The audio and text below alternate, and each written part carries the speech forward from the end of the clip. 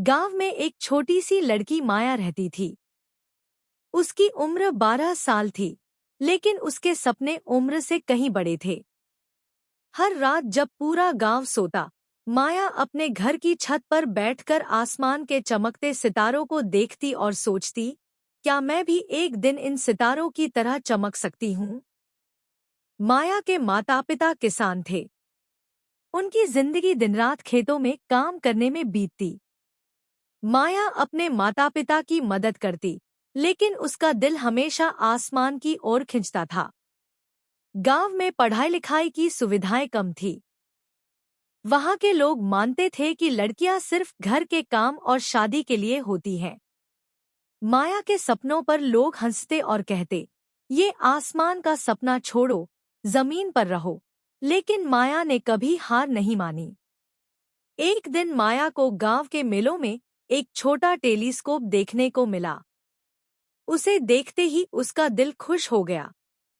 लेकिन टेलीस्कोप बहुत महंगा था। माया ने तय किया कि वह इसे खरीदने के लिए पैसे बचाएगी। उसने खेतों में ज्यादा काम करना शुरू कर दिया। हर दिन वह अपने माता पिता के साथ सुबह से शाम तक मेहनत करती। जब भी वह थक जाती, वह आसमान की ओर देखती और खुद को याद दिलाती, ये मेहनत मेरे सपने के लिए है। कई महीनों की बचत के बाद माया ने आखिरकार टेलीस्कोप खरीद लिया। पहली बार जब उसने टेलीस्कोप से चांद और सितारों को करीब से देखा, तो उसकी खुशी का ठिकाना नहीं रहा।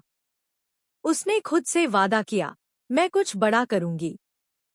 उसने गांव के स्कूल में विज्ञान की किताबें पढ़नी शुरू की। उसके पास कोई शिक्षक नहीं था, लेकिन वह खुद से सीखने लगी। एक दिन गांव में एक विज्ञान मेला आयोजित हुआ। माया ने वहां एक छोटी सी स्पेस मॉडल बनाई और उसे प्रदर्शित किया।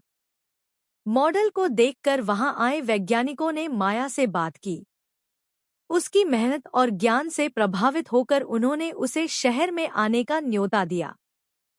शहर में माया पहली बार एक बड़ी प्रयोगशाला में गई। वहां उसने रॉकेट, ग्रह और तारों के बारे में गहराई से सीखा।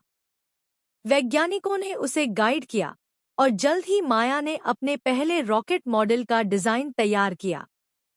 माया का मॉडल राष्ट्रीय स्तर की प्रतियोगिता में चुना गया।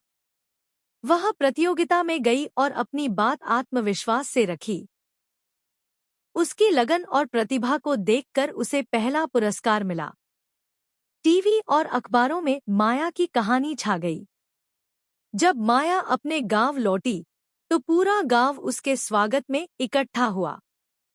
अब वही लोग, जो माया के सपनों पर हंसते थे, उसके प्रशंसक बन गए थे। माया ने गांव के बच्चों को पढ़ाने के लिए एक छोटा विज्ञान केंद्र खोला, ताकि उनके भी सपने पूरे हो सकें। माया की कहानी इस बात का सबूत है कि अगर आप दिल से मेहनत करें और अपने सपनों पर विश्वास रखें, तो कोई भी मुश्किल आपको रोक नहीं सकती। अपने सपनों की उड़ान को कभी मत रोको। हो सकता है कि रास्ता मुश्किल हो, लेकिन मंजिल जरूर मिलेगी।